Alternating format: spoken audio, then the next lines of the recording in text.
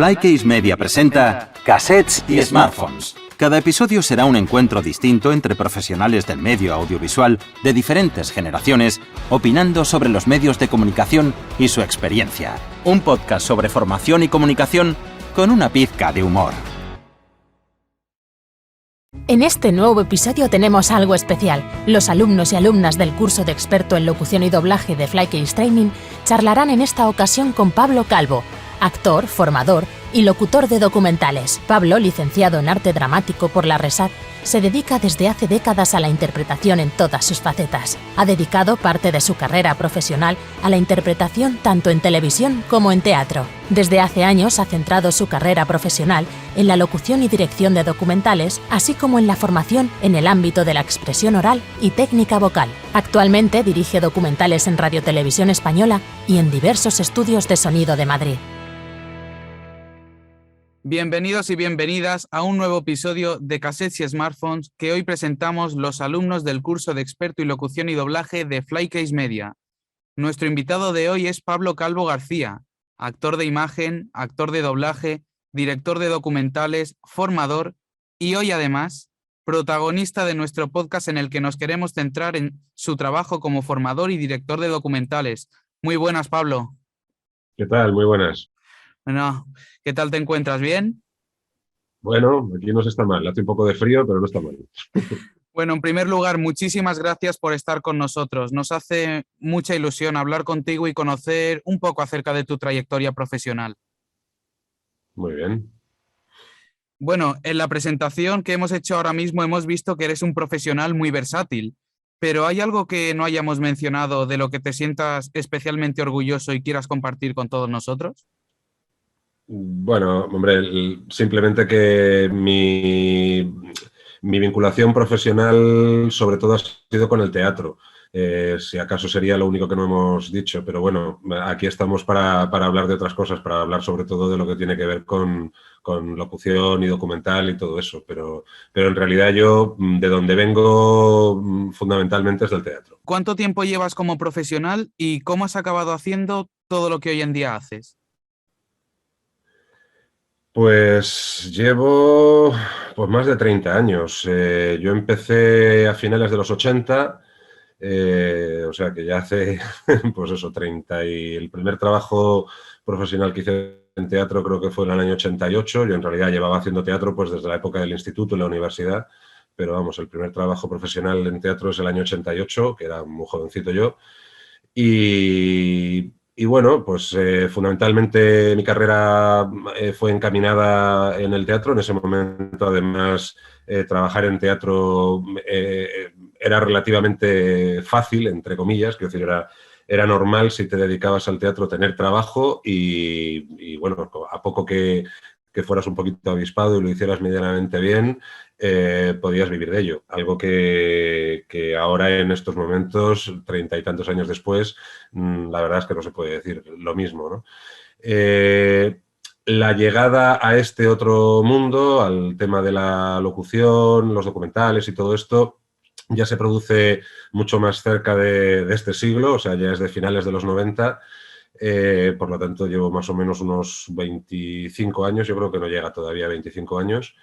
Y tiene que ver sobre todo porque, bueno, yo he hecho muchas cosas que tienen que ver con la edición de textos y para una empresa para la que trabajé haciendo fundamentalmente corrección de textos, de pronto, pues como yo además también era actor, se les ocurrió la idea de que fuera yo el que grabara una serie de archivos para una Explorapedia, se llamaba, una cosa que se hacía en CD-ROM, que es algo que ya suena como muy añejo, pero bueno, que entonces a finales de los 90 estaba muy de moda. Y bueno, aquello funcionó y a partir de ahí me dijeron, oye, te voy a poner en contacto con un estudio porque andan buscando así gente nueva y tal. Y bueno, pues tuve la suerte de que entré a un estudio, hice una prueba un viernes y el lunes estaba trabajando en ese estudio.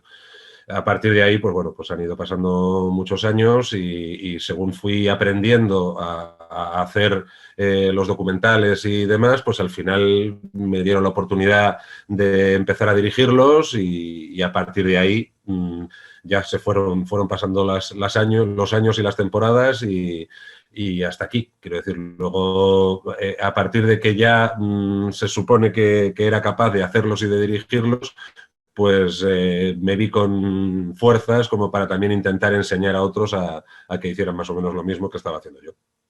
Hola Pablo, yo soy Raquel, un placer. Bueno, tengo que decirte... Raquel. Hola.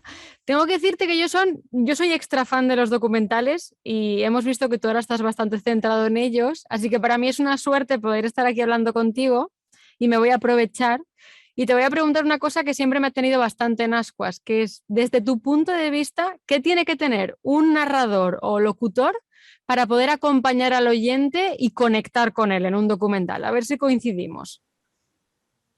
Bien. ¿Pero te refieres a la capacidad de conseguir que se duerma plácidamente o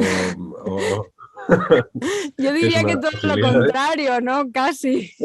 No, bueno, las dos cosas. Hombre, ser capaz de mantenerle despierto está muy bien, pero también ser capaz de acompañarle si lo que busca el espectador es dormir una siesta plácida, también tiene su valor, ¿eh? O sea, yo creo que las dos cosas son importantes.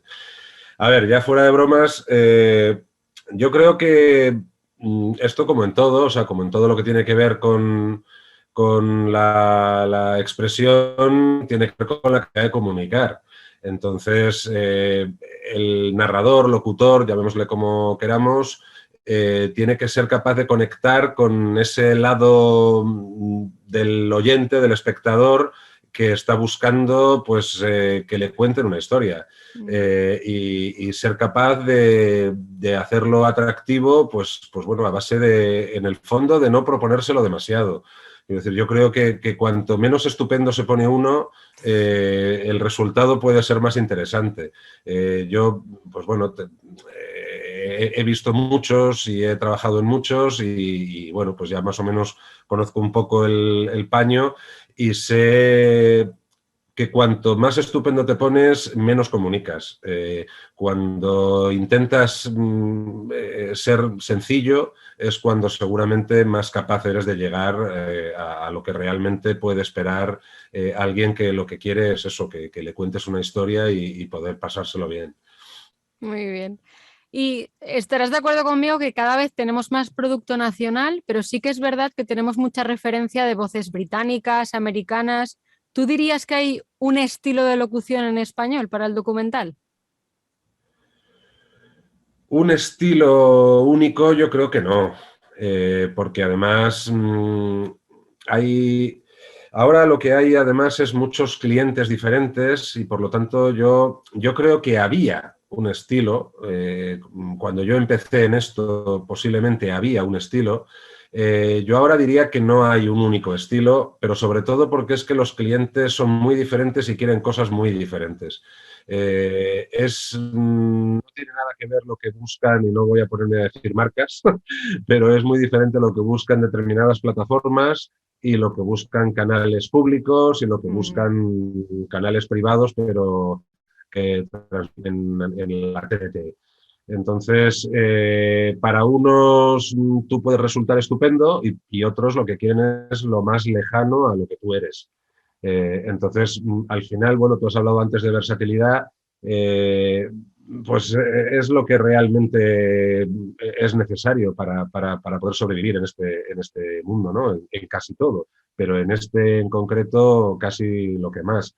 Porque ahora mismo hay tantos estilos como plataformas diferentes, ¿no? Y como también, además, antes los documentales, llamémosle clásicos, eran de una manera muy determinada. Eran un narrador o narradora que contaban una historia y una serie de personajes que iban interviniendo de forma más o menos ordenada.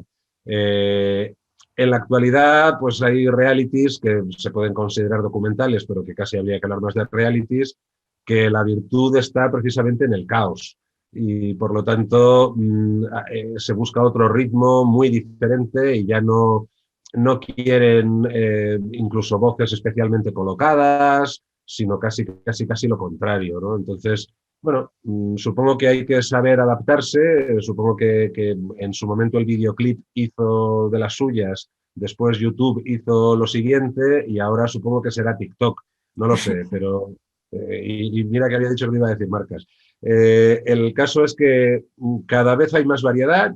Para algunas cosas eso es muy rico y muy importante y muy interesante. Para otras, seguramente, dicho desde una perspectiva de alguien que ya lleva pues, un tiempo en esto, muchas veces nos hace caer en otro tipo de errores, ¿no? Pero bueno, yo creo que la supervivencia está en saber adaptarse y además yo creo que es muy interesante ser capaz de hacer eso. Claro, justo hablando de este cambio de adaptación que tú estabas diciendo, ¿no? Y los cambios de ritmo, vemos que sobre todo lo audiovisual, igual que nuestra vida, se mueve mucho hacia el frenetismo, ¿no? Y cada vez más eso afecta a todos los niveles. Y el documental, como tú muy bien decías, el clásico, estaba como muy visto como un producto muy tranquilo, muy de echarse la siesta, ¿no? Que tú mismo lo has comentado antes. Pero ¿cómo ha tenido que adaptarse la locución del documental en España para ese ritmo tan frenético, ¿no? Ese cambio de que casi ya no tenemos documentales, sino que tenemos más docu-realities? ¿Cómo ha sido ese cambio, esa adaptación? Pues como se hacen muchas cosas en este país, a empujones. Quiero decir, al final de todo se aprende y por supuesto que todas las evoluciones siempre acaban teniendo un lado muy positivo. Yo además me niego a ser catastrofista y a parecer un nostálgico, pero aunque creo que hay bastantes cosas que se han perdido y que se han dejado un poco de lado porque se consideran, pues no sé, si caducas, trasnochadas o busquémosle el adjetivo que queramos, está bien también que haya cierta evolución para acercarse bueno, pues a todos los públicos nuevos, ¿no? Yo entiendo que hay una serie de gente así muy joven que lo que quiere es otra cosa. Bueno, pues hay que intentar también buscar la manera de conectar con esa gente porque al final lo que tenemos el público, sin perder, por supuesto, unos mínimos de calidad y de dignidad que yo creo que hay que mantenerlos hasta el final. ¿Cómo encontrarlos y cómo participar de esa evolución? Pues yo creo que lo estamos descubriendo y lo estamos intentando un poco entre todos. Yo creo que todavía hace tan poco tiempo que incluso Internet está entre nosotros, aunque, sí, claro, para los que sois muy jóvenes os parece vivís en ello desde que habéis nacido, con lo cual os parece que la vida ha sido así siempre, ¿no? Pero en realidad es muy poco tiempo. O sea, los últimos 20 años han pasado tantas cosas que yo creo que seremos capaces de asimilar toda la evolución cuando haya pasado un poco de tiempo, cuando tengamos la perspectiva para saber realmente dónde hemos cometido los errores, dónde hemos conseguido los aciertos.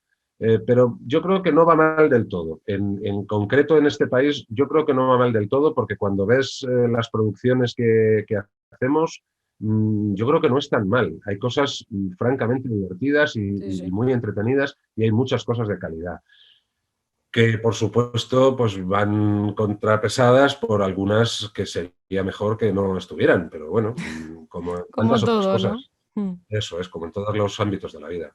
Hola Pablo, soy Carlos y quería hablar contigo sobre tu faceta como profesor, como formador. Quería saber sobre todo si esto se debe a algo ocasional, es decir, si a lo largo de tu vida profesional, pues un buen día estabas dando clase, ¿no?, a alumnos explicando esto se hace así, esto se hace así, o si por el contrario tú ya tenías vocación de docente. Bueno, en todo lo que tiene que ver con lo artístico, yo creo que la vocación aparece un poco después. Uno no tiene vocación al principio porque, pues bueno, lo que quiere es desarrollar su actividad. Pero sí que es cierto que, hombre, a lo mejor resulta un poco presuntuoso el decir que cuando uno se da cuenta de que ha adquirido determinada experiencia, piensa que puede contarla y compartirla y servir para otra gente, ¿no?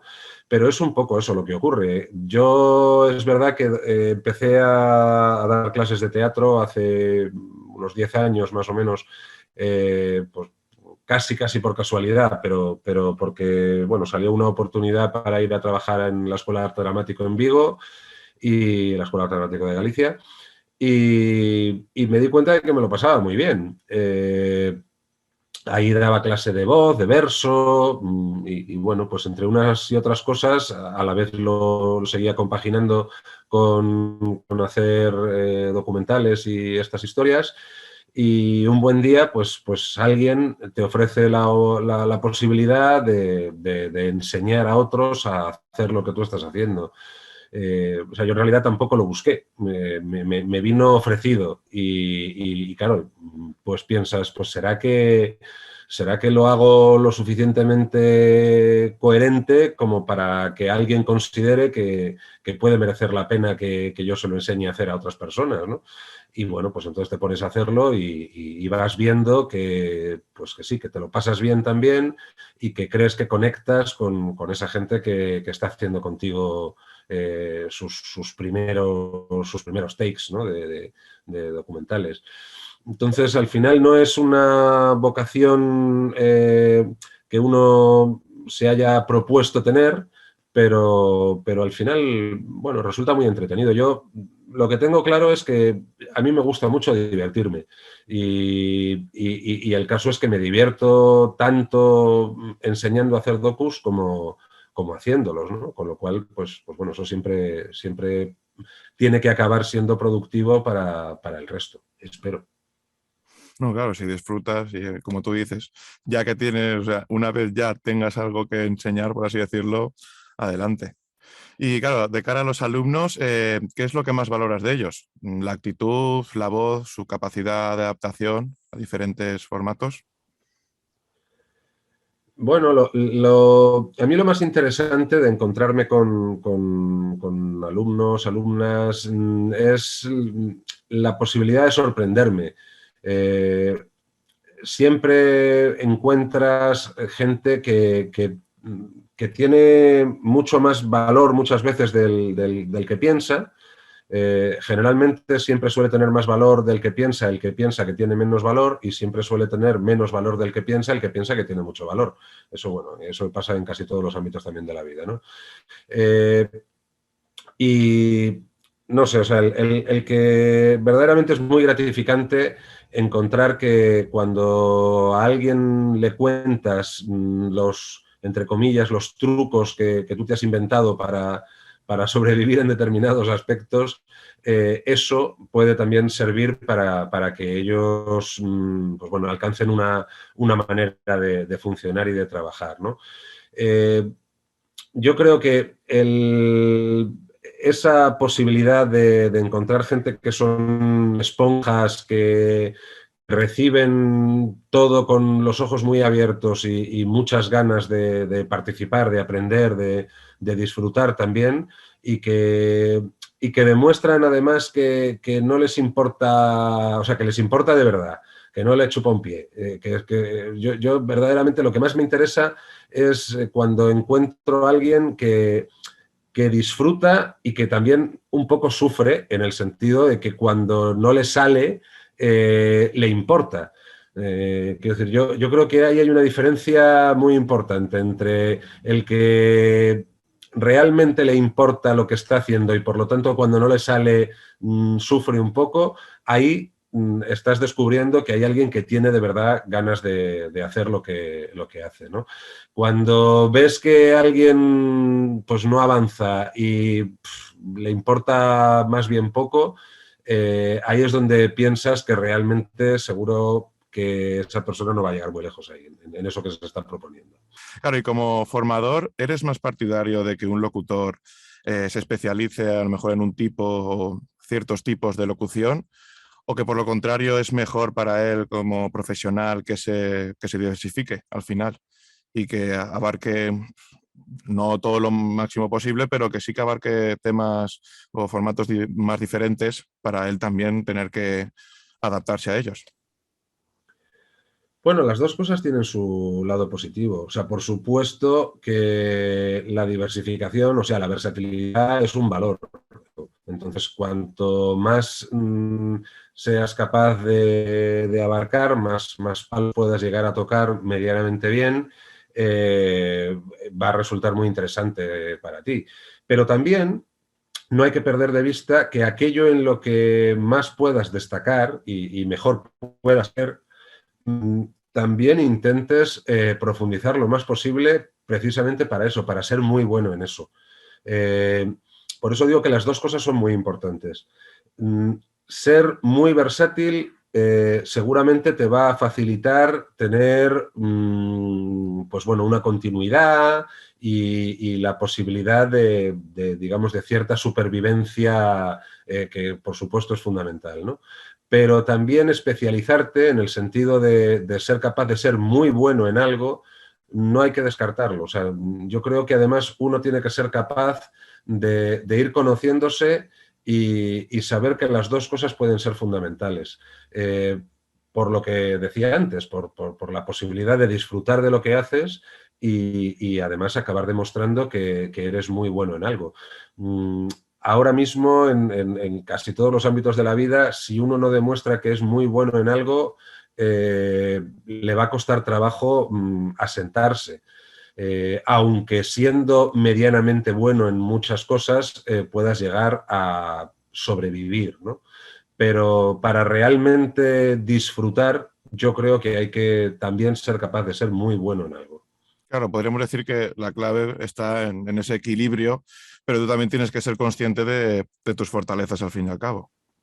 Eso es, hay que ser capaces sobre todo de distinguir las limitaciones, de ser lo suficientemente humilde como para saber bueno, que hay cosas que uno puede mejorar mucho y que aquellas que tiene más dominadas hay que seguir entrenándolas para no perderlas, porque o sea, el mayor enemigo de la calidad artística está en creerse que uno la tiene.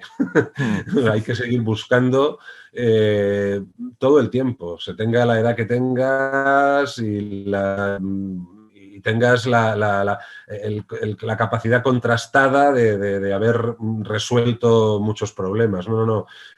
Hay que seguir ahí en la brecha y aprendiendo constantemente. Y en eso precisamente yo disfruto enseñando, porque voy descubriendo en gente que tiene pues 20, 30 años menos de carrera que yo, que en algunos momentos ves cosas que tú hacías o no hacías y que por lo tanto te sirven también para seguir construyendo tu propio mundo y ayudando a que otros también salgan a flote. Hola Pablo, ¿qué tal? Soy Sandra. Hola Sandra. ¿Qué tal? Aquí en Flykes Media resulta que uno de los módulos que hemos estudiado es acerca de la narración en documentales. Y una de las cosas que a mí me llama la atención y que me pregunto es cómo es el día a día a la hora de realizar ese tipo de documentales y si eres tú el que se encarga de seleccionar el casting de los locutores de la narración. Y si realmente ocupa muchísimo tiempo en digamos, desempeñar esta labor, que yo imagino que sí. Bien. Bueno, no siempre es de la misma manera. Depende un poco también del estudio para el que trabajas y de la manera de proceder que tienen en ese estudio en concreto. Porque ahora mismo hay casi tantas maneras de proceder como estudios o como clientes o como tal. Sí es cierto que bueno, cuando trabajas, por ejemplo, para una tele pública, como puede ser Televisión Española en este caso, que es un canal para el que yo trabajo más o menos con cierta frecuencia, a partir de que te seleccionan a ti como director del proyecto, sí que te ocupas tú de hacer el reparto, o sea, con el material que te han dado, con el vídeo del documental, el guión del documental. Por supuesto que tú lo primero que tienes que hacer es encontrar la manera de hacer un reparto equilibrado, teniendo en cuenta que no siempre puedes llamar a tantas voces, tantas personas como requeriría el documental para estar hecho de la mejor manera posible, porque siempre hay cuestiones de presupuesto que te dicen, no, pues hay un número máximo de voces. Y entonces, pues aunque tú pienses que lo mejor sería hacerlo con 10, pues tienes que hacerlo con 6. Y a partir de ahí, pues tienes que componértelas para que, bueno, para que sea variado, para que no repitan, para que si hay un personaje que hace un determinado locutor o locutora y va saliendo a lo largo del documental y pues no se cruce con otro que hace ese mismo locutor o locutora, con lo cual, bueno, pues tienes que hacer ahí tu pequeño crucigrama para que todo cuadre, ¿no? Pero sí, claro, al final tú eliges en la medida de lo posible, porque luego tiene que coincidir que ese locutor o locutora estén disponibles para ese día concreto, porque a ti te dan una fecha, a ti te dan un documental, un vídeo, un guión y una fecha en la que se tiene que grabar en tal estudio, en tal ciudad. Y bueno, a partir de ahí, pues no siempre puedes hacer lo que tú querrías hacer. Porque hay veces bueno, que aunque supuestamente los directores pues tendríamos que tener esa potestad como directores creativos del proyecto, pues bueno, pues hay cosas que vienen impuestas desde la producción, ¿no? Por eso digo que no siempre es exactamente como uno querría que fuera. En condiciones ideales, que uno puede elegir quién quieres que sea la narradora o el narrador, quién quieres, cuántas voces tiene que tener, cuántos hombres, cuántas mujeres. Bueno, ahí sí, claro, ahí por supuesto, y se da la posibilidad de que todos los que quieres, que son esos en los que tú confías para que vayan a desempeñar ese trabajo en las mejores condiciones posibles, pues bueno, sí, en ocasiones ocurre. Sobre todo en ocasiones ocurría. Sí. Y quiero pensar que ocurrirá. Y a colación de esto, Pablo, ¿te ha ocurrido alguna vez que algún cliente pues, te haya pedido que fuera un personaje famoso el que haya tenido que narrar esa locución y hayas tenido que lidiar con eso? Y de ser así, ¿fue bien la experiencia o no tan bien? Bueno, lidiar, quiero decir, uno puede expresar su opinión. Hasta ahora yo desde luego creo que más o menos expresar mi opinión sí que he podido siempre. Otra cosa es que, bueno, que si expresas mucho tu opinión, pues algunas veces decidan no contar contigo tanto porque igual expresas demasiado tu opinión. Pero bueno, eso también ya digo que no nos vamos a poner de víctimas porque eso pasa absolutamente en todos los trabajos y en todas las profesiones, ¿no? Pero bueno, está claro que sí, que ha habido veces que has tenido que trabajar con alguien que es que el cliente ha insistido mucho en que era, pues por motivos comerciales, el 80% de las veces, no por motivos de calidad, tendría que ser quien lo hiciera. Bueno, pues ha habido veces que incluso lo que ha ocurrido es que has descubierto que determinado personaje en el que a lo mejor pues no confiabas demasiado en que ese trabajo fuera a ser muy agradable, pues se ha revelado como muy agradable. Y otras veces que ha ocurrido lo contrario, o sea, pero bueno, ya digo, como en todo. O sea, hay muchas veces en las que tienes que aceptar cosas que no te gustaría, pero no muchas más de las que tienes que aceptarlas en otras facetas de la vida. Con lo cual, por eso digo que hacernos las víctimas tampoco conviene demasiado. No. ¿Y crees que hay el mismo número de voces femeninas que masculinas a nivel de narración de documentales? ¿O crees que la gente tenemos más asumido que es un mundo más en el que los hombres han locutado más este tipo de narraciones? Bueno, afortunadamente eso está cambiando. Todavía queda mucho camino por recorrer, porque desde luego, bueno, cuando yo empecé,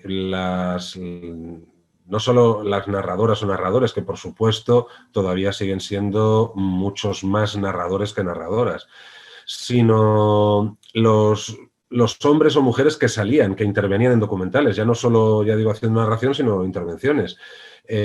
Afortunadamente ya digo que eso está cambiando y bueno, pues yo espero que antes de morirme llegue a haber una situación de más o menos igualdad o incluso de que, teniendo en cuenta que soléis ser bastante más resolutivas y soléis tener mejor calidad, que vayáis vosotros por delante. Yo no sé si eso llegaré a verlo, pero bueno, igual sí. Igual hay que hacer leyes para proteger lo contrario, fíjate, ojalá, bueno, no, ojalá no. Pero igual dentro de 30 años tenemos que hacer leyes para proteger una cierta participación masculina. No creo Bueno, que eso... esperemos que se quede en igualdad y no tengamos que recurrir Esperemos a que eso. realmente se alcance la igualdad. Sí, ya Pero está. falta todavía mucho. Falta mucho por recorrer para eso. Estamos llegando al final y abrimos el capítulo de consejos, advertencias. ¿Hay algún narrador que sea objeto de culto entre los narradores de documentales? ¿Alguien que digáis, hay que oírle alguna vez? ¿Alguno que tuvieras de referencia? Bueno, es que lo que pasa es que, claro, es lo de siempre. Supongo que cualquiera dirá, lo haya escuchado o no, pues que José María del Río y tal, que efectivamente pues es un tío fantástico y que lo hacía muy bien. Yo creo que ha habido mucha gente anónima, que no sabemos sus nombres muchas veces, pero que, bueno, que tenemos ahí la voz en nuestro rinconcito del corazón, que han sido muy buenos. Yo creo que además una de las cosas buenas que tiene este oficio es que se trabaja precisamente eso, con la voz. Por lo tanto, no guardas también una imagen en el recuerdo, lo que guardas es una sensación. Entonces yo creo que yo no soy especialmente mitómano para esas cosas y no creo además que haya que idolatrar a nadie. Lo que hay que hacer es valorar los trabajos bien hechos, vengan por donde vengan, porque además hay supuestamente narradores muy reputados que han hecho trabajos no tan buenos y gente probablemente muy desconocida que cuando se le ha dado la oportunidad ha hecho trabajos fantásticos, tanto en hombres como en mujeres. Y por lo tanto yo lo que animo un poco es a que cada uno lo que guarde o lo que admire no esté basado en el nombre que hay detrás, sino en el trabajo sincero, honesto y muy bien hecho. Y ver muchos documentales, supongo. Sí, bueno, ver mucho de todo. Ver mucho de todo, de todo, ¿no? Porque como antes has apuntado, está todo evolucionando y hay que ver de todo, de lo clásico, lo moderno. Eso es, yo creo que ahora ni hay que dejar de lado las cosas supuestamente antiguas, ni hay que renunciar por antiguo a lo que viene aplicando, ¿no? Yo creo que hay que ver mucho de todo, entre otras cosas, para poder hablar de ello, a veces incluso mal. Para poder criticar algo hay que haberlo disfrutado o sufrido. Yo lo que me sorprende muchas veces es cuando hay gente que echa por tierra determinados trabajos que ni siquiera se ha acercado, que no sabe ni que existen prácticamente, pero que lo echa por tierra pues porque no es tendencia, porque no es trending topic. Entonces, al final, yo creo que lo que hay que ser es lo suficientemente humildes para ver de todo, para escuchar de todo y ser capaz de construir uno mismo qué es lo que quiere escuchar, oír o hacer en su vida y con su tiempo libre, etcétera, etcétera. ¿Consideras que es un trabajo bien remunerado? El nuestro, pues depende. Yo no creo, no creo que esté mal remunerado, tanto como que al final para poder sobrevivir hay que trabajar muchísimo y trabajar muchísimo es muy difícil porque hay mucha gente y no tanto trabajo como mucha gente cree. Y hay mucho trabajo además que se hace en unas condiciones no especialmente buenas y que por lo tanto pues no acaba sirviendo para que mucha gente muy buena pueda mantenerse a flote con tranquilidad. Entonces, claro, ¿está mal remunerado? Pues posiblemente no está mal remunerado. Lo que pasa es que para alcanzar determinado nivel de tranquilidad, pues hay que tener un volumen de trabajo que es que está al alcance de muy poca gente. Sí, una continuidad. Claro, pero eso pasa lo mismo con la ficción, con los actores De doblaje, de doblaje y con los actores de imagen y con los actores de teatro. ¿El teatro está mal pagado? Pues bueno, cuando está bien pagado no está mal pagado. El problema es que, claro, que si haces 30 funciones al año, pues lo llevas crudo. Aunque te paguen muy bien cada función, pues con 30 funciones al año es muy difícil que puedas sobrevivir. Sí. Pues con esto pasa lo mismo. Hacer un documental, un narrador, a mí me parece que no está mal pagado. Pero claro, si haces un narrador a la semana, si haces 50 narradores al año, más otras cosas, pues bueno, igual está bien. Pero claro, si haces 5 narradores al año, desde luego va a ser complicado que puedas sobrevivir. Está claro. Y bueno, te voy a hacer la pregunta del millón. ¿Cómo se accede al mundo de la narración de documentales? ¿Enviamos demos? ¿Acudimos a la sala? ¿Nos presentamos allí en persona? ¿Sirve realmente mandar demos? ¿Tú mismo las tienes en cuenta? Es complicado, las cosas han cambiado mucho también en los últimos tiempos. Todo el tema de la dichosa COVID ha complicado mucho la presencia de oyentes en las salas. Yo nunca he puesto ninguna objeción, desde luego, a que haya gente que pueda estar, pues bueno, aprendiendo, viendo trabajar, que yo creo que es algo que sí que es muy interesante, pero que actualmente, y espero que eso evolucione favorablemente, pero actualmente es muy complicado. O sea, ahora no dejan entrar a nadie a ningún sitio.